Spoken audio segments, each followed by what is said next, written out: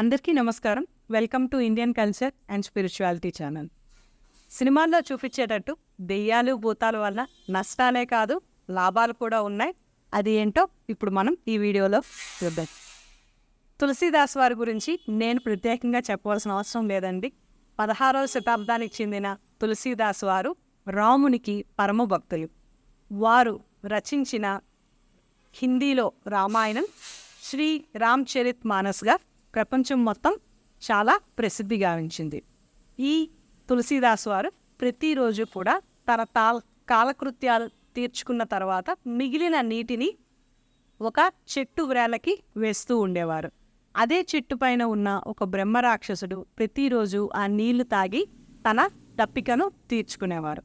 అలా కొన్ని రోజులు జరిగిన తర్వాత బ్రహ్మరాక్షసుడు తులసీదాస్ వారికి కనిపించి, నీ వల్ల నాకు దాహం తీరింది, నా శాప విమోచనం కూడా జరిగింది, మీకు ఏదైనా కావాలి అంటే కోరుకోండి అని రాక్షసుడు అడుగుతాడు. అందుకు తులసీదాస్ వారు నవ్వుతూ, నాకు ఎటువంటి కోరికలు లేవు, మీరు వెళ్ళండి అని చెప్తాడు.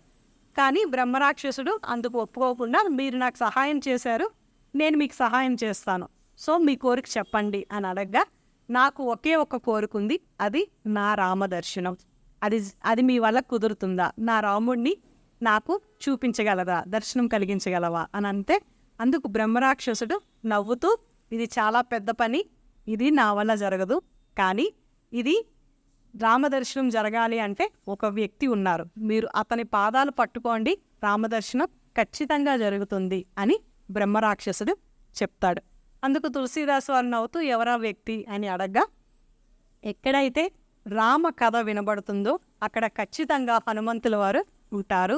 ప్రతిరోజు మీరు రామకథ గ్రామస్తులకు చెప్తున్నారు కదా, హనుమంతుల వారు కూడా ఆ కథ వినడానికి వస్తున్నారు.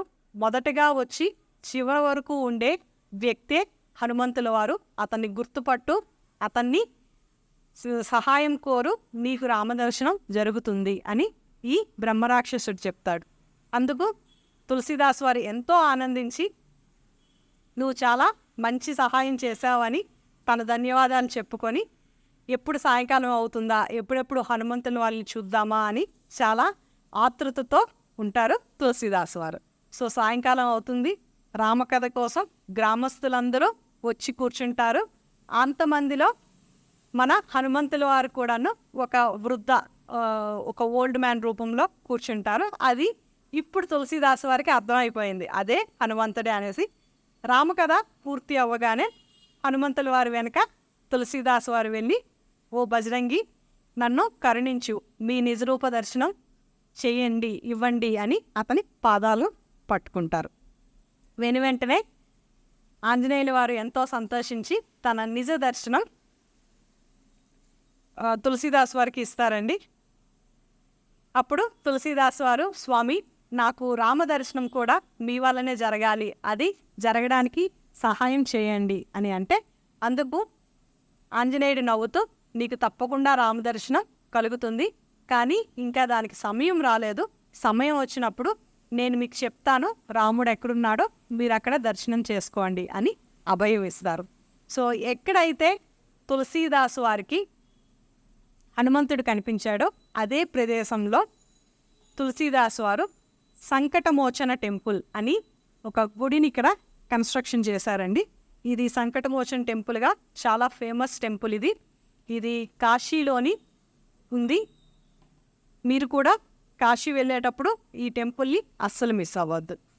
తర్వాత ఇప్పుడు ఆంజనేయ స్వామి తులసీదాస్ వారికి ఎలా రామదర్శనం కలిగించారు అన్నది మన నెక్స్ట్ వీడియోలో చూద్దాం. And thank you for watching.